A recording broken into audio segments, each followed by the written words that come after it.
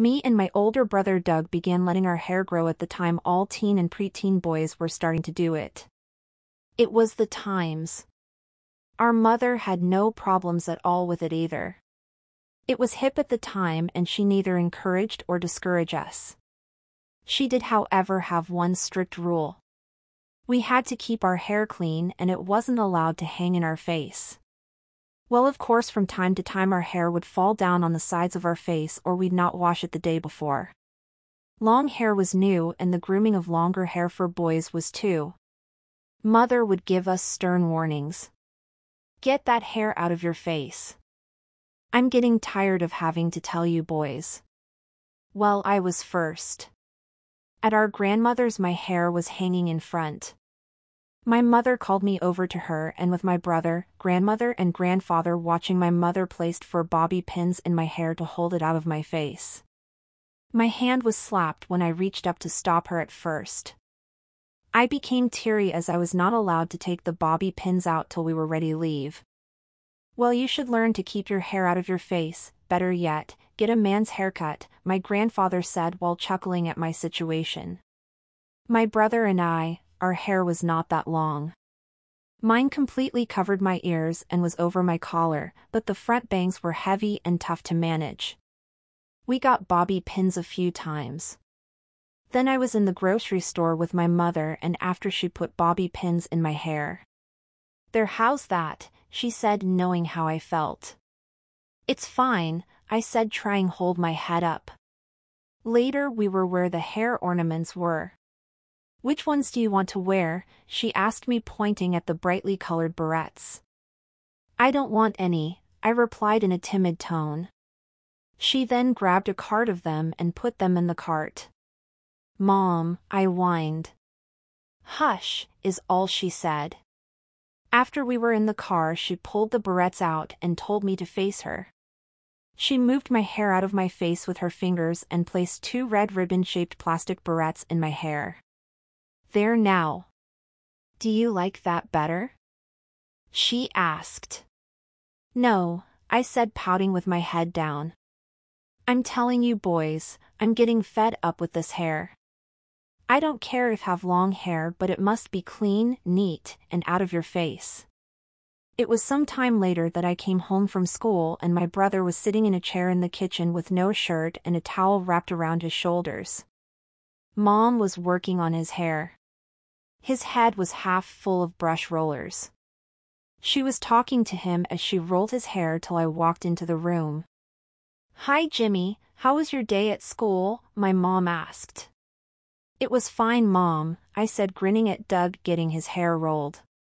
"That's good, honey.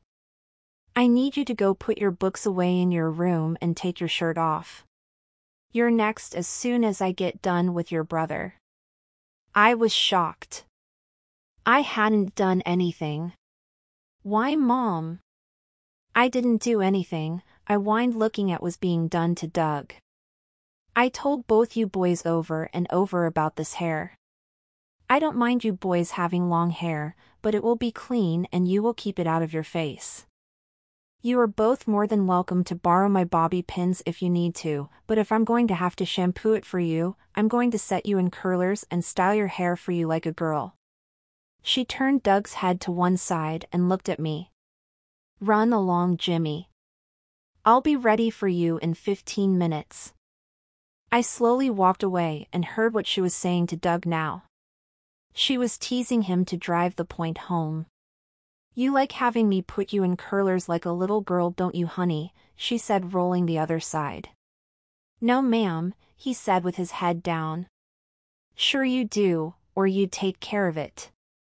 You're going to have a head full of beautiful curls like a girl. Your hair will be clean and out of your face," she said as she worked. He fidgeted in the seat. "Would you like to wear a dress too?" "No," he said, whining. "I think you would. You want Mommy to paint your toenails red like a little girl?" "I can do that for you if you like." "No," he said softly. "Are you sure, honey? I think you'd look nice dressed like a girl. I think that would be a good lesson for you learn." We will buy you a nice dress and we can get you a pair of flowered sandals to show off your pretty toes to your friends. No, Mom, he stated again. All right. You need to take care of this hair then, keep it clean and out of your face if you want to look like a boy, 'cause if I do it I'm going to put you in curlers, and you will wear it in curlers or styled like a girl and you will wear it like that for the day. Got it?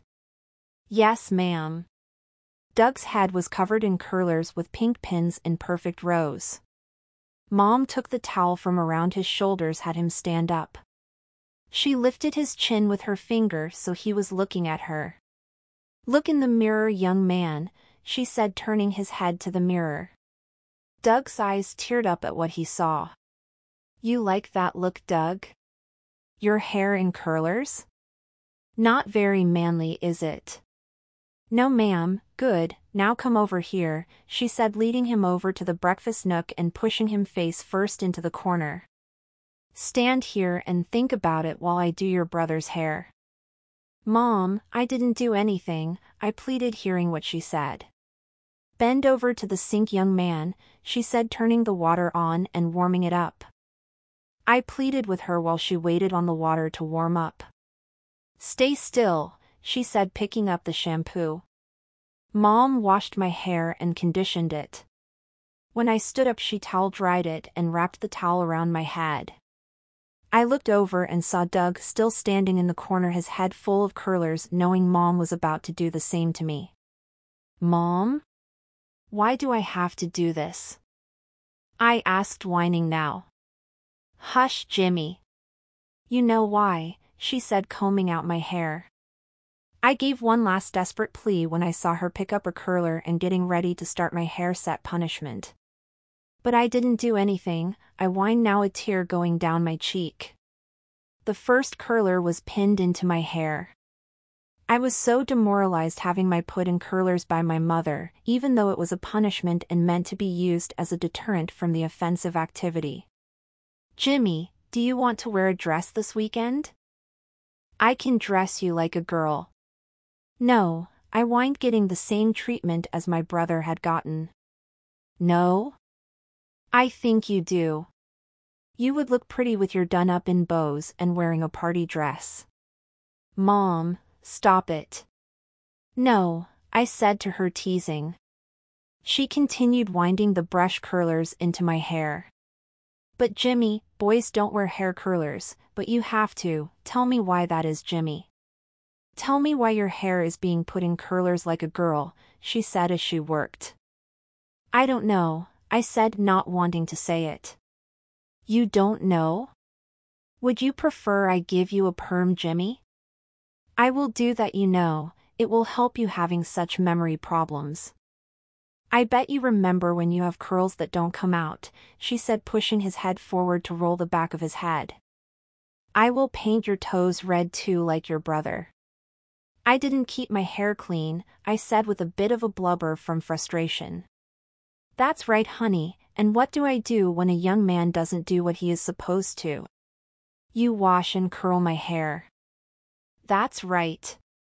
You did remember. You expect to get your hair curled when it's not clean, don't you? She asked. Yes, I said softly. You want your friends to see you in curlers? She asked as she was finishing up. No, I said as she took the towel from my shoulders.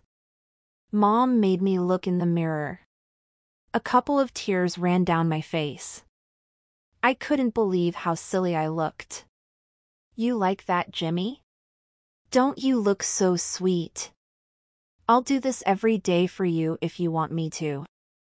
No, I said again, and she directed me to the other corner to stand. Mom worked in the kitchen while we stood in the corners with curlers in our hair for not keeping it clean or letting fall in our faces. We had dinner that evening, Doug and I in curlers, then we were sent to bed for the evening in curlers. It was a horrible experience. The next morning Mother took our curlers out and teased our hair into humiliating hairstyles and sprayed liberally extra with hairspray. We were both forced to have a picture taken by Mom of us together with our girly hairdos. This picture sat in the corner of the mirror in each of our bedrooms as a daily reminder. We could take it down when friends came over, but it had to go back up when they left.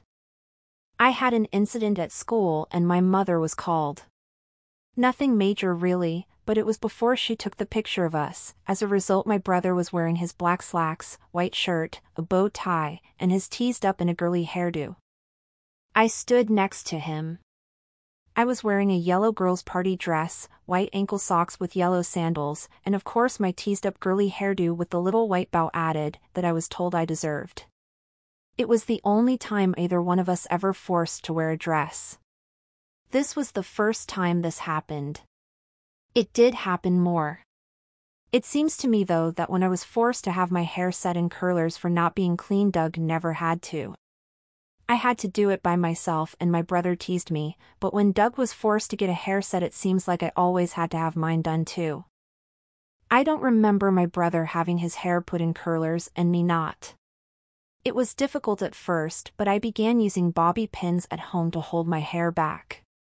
4 on each side. It did help it seemed, though Doug teased me.